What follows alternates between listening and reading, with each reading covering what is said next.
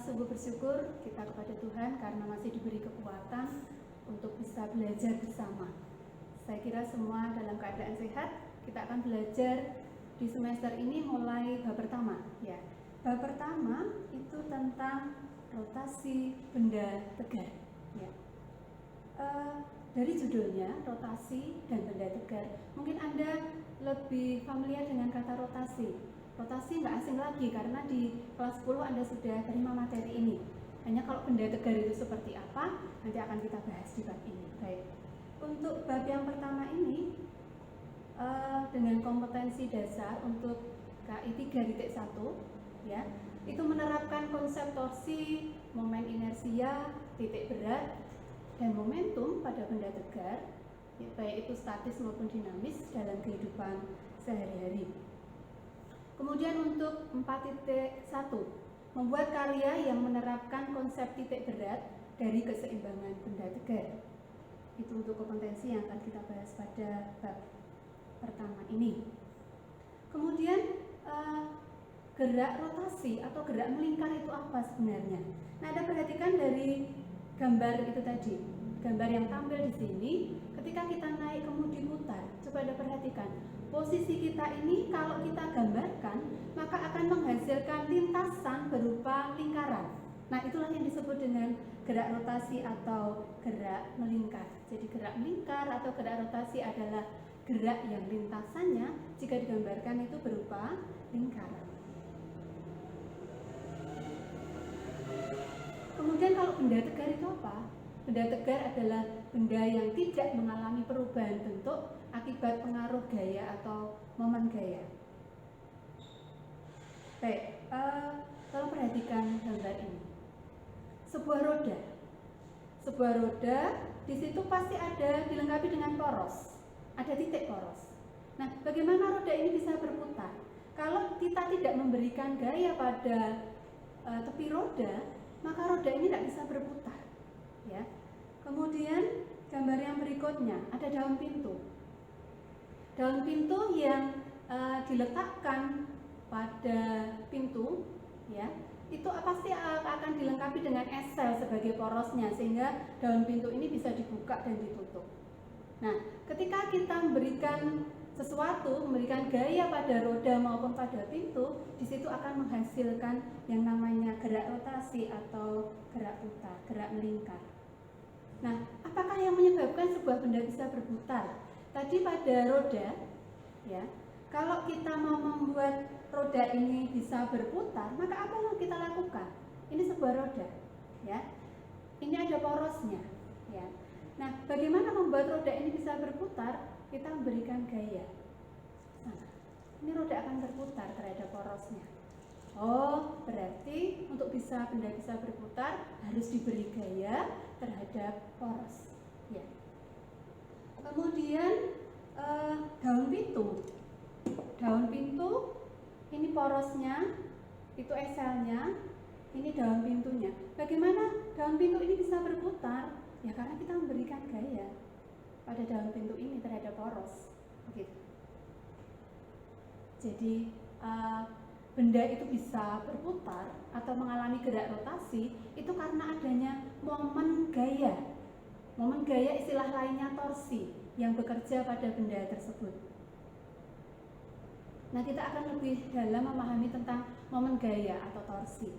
Nah, seperti yang saya tunjukkan tadi, berarti momen gaya itu adalah gaya yang bekerja pada sebuah benda dengan jarak tertentu terhadap titik pusat pada benda tersebut. Titik pusat pada benda tersebut adalah poros ini, ya.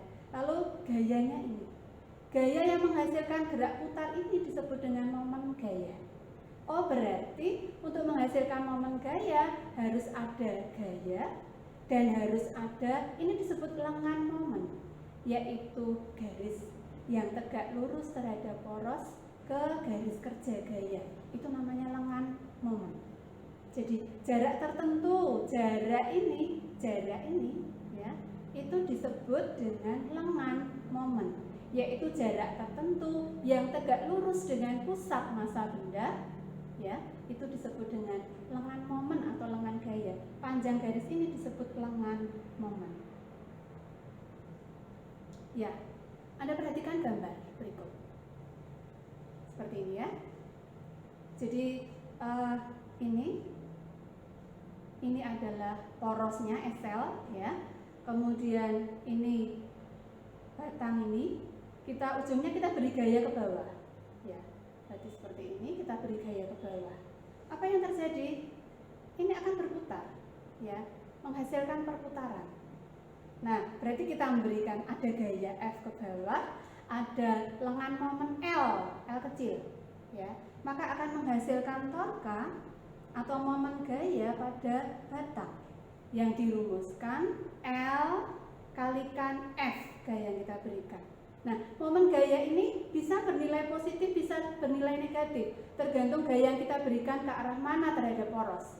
Kalau gayanya ke sini, ya, kita berikan gaya ke bawah, ini arah putarnya akan searah jarum jam. Kalau searah jarum jam maka torkanya bernilai positif. Tapi sebaliknya, kalau kita berikan gaya ke atas, dia akan berputar berlawanan jarum jam. Nah, kalau berlawanan jarum jam maka torkanya negatif. Ya. Nah, lalu berapa nilai torka? Menghitungnya bagaimana? Torka itu dihitung dari F gaya yang kita berikan dikalikan panjangnya lengan momen ini. Lengan momen, panjang lengan momen satuannya meter, gaya yang kita berikan satuannya newton. Sehingga torka momen gaya satuannya newton kali meter. Lalu apa yang terjadi kalau gaya yang kita berikan ini tidak lurus ke bawah atau lurus ke atas, tetapi membentuk sudut? Ya, Anda perhatikan gambar itu. Kalau membentuk sudut, maka momen gaya dihitung dengan persamaan itu. Jadi torka atau tau itu seperti huruf T, simbolnya tau, itu sama dengan L panjang lengan momen dikalikan F gaya, lalu dikalikan sudut theta. Sudut theta adalah sudut antara F dengan garis perpanjangan tegak lurus poros ini. Ya. Jadi torka bisa dipengaruhi oleh dua besaran, yang pertama gaya, yang kedua lengan momen. Oke. Dari yang kita bahas ini tadi bisa disimpulkan bahwa apa yang menyebabkan benda itu berputar? Ternyata yang menyebabkan benda berputar adalah momen gaya. Nah, tadi sudah saya jelaskan. Kalau arah putarnya searah jarum jam, jadi gaya yang kita berikan ke sana, muternya ke sana misalnya. Kalau itu Anda amati searah jarum jam, maka momen gaya bertanda positif. Tetapi kalau gaya yang kita berikan terhadap poros menghasilkan perputaran yang berlawanan jarum jam, maka momen gaya bertanda negatif. Nah, seandainya batang ini diberi beberapa gaya, bagaimana torkanya? Ada gaya ke sana, ada gaya ke sana, ada gaya ke sana. Apa yang terjadi? Ya, jumlah torkanya, jumlah torka total tinggal dijumlahkan aja. Torka oleh gaya 1 berapa, torka oleh gaya 2 berapa, torka oleh gaya 3 berapa, dijumlahkan total. Tadi kan berlaku plus dan min ya, tinggal dijumlahkan aja secara aljabar. Baik, sekarang kita lihat soal ini. Nah, di situ ada sebuah batang, ya, panjangnya kira-kira 4 meter, ya.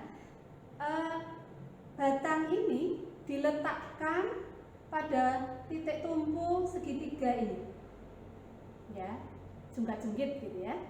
Lalu diberikan gaya mulai dari F1 sama dengan 4 Newton pada jarak 1 meter dari titik tumpu, ya. Kemudian diberi gaya F2 5 Newton pada jarak 2 meter dari titik tumpu, lalu diberikan gaya lagi F3 5 Newton jarak 1 meter dari titik tumpu, dan yang berikutnya adalah pada jarak 2 meter dari titik tumpu diberi gaya F4 4 Newton. Nah, lalu bagaimana menghitung torka masing-masing? Ya, kalau di situ ada F1 sama dengan 4 Newton, F1 sama dengan 4 Newton, bagaimana jaraknya terhadap R? Oh, hanya 1 meter, ya. Maka menghitung torka satunya tinggal L1 sebesar 1 meter kalikan F1 sebesar 4 Newton. Nah, kita lihat arah putarnya bagaimana. Oh, berlawanan jarum jam, berarti hasilnya min 1 kali 4, jadi min 4 Nm. Bagaimana dengan torka 2? Nah, torka yang kedua itu dihasilkan oleh F2 4 Newton pada jarak 2 meter dari titik tumpu, berarti di situ torkanya adalah 2 kali 5, berarti 10. Nah, positif atau negatif? Kita lihat, kalau dia berputar searah jarum jam berarti positif, berarti torka 2-nya positif. Bagaimana dengan torka 3? Oh, kita lihat, kok berlawanan jarum jam, berarti torka 3 nanti negatif, lengannya 1 meter, F3-nya 5 Newton, berarti min 5 Nm. Torka keempat, bagaimana? Oh, jaraknya berarti lengannya 2 meter dari R, F4-nya 4 Newton, berarti kita lihat putarnya, oh searah jarum jam, berarti positif. Nah, dari situ bisa kita hitung pertanyaan yang B, torka total, tinggal dijumlahkan aja, minus 4 tambah 10, minus 5 plus 8, hasilnya 9 Nm. Positif, artinya apa? Oh, torka totalnya searah jarum jam. Ya. Ini tentang penerapan soal untuk momen gaya atau torka. Nah, berikutnya Anda bisa kerjakan, ada 2 latihan soal ini. Ini soal yang pertama seperti ini. Ya. Nah, soal yang pertama Anda di situ diminta untuk mencari momen gaya, ya, yang bekerja pada batang. Nah, titik acuannya adalah D. Nah, seperti itu. Anda cari momen gaya yang bekerja di titik T, berarti momen gaya total, ya. Itu soal yang pertama. Kemudian soal yang kedua, ada batang lagi, batangnya AP, H, RB, ada titik-titiknya ya. Nah, dikenakan beberapa gaya.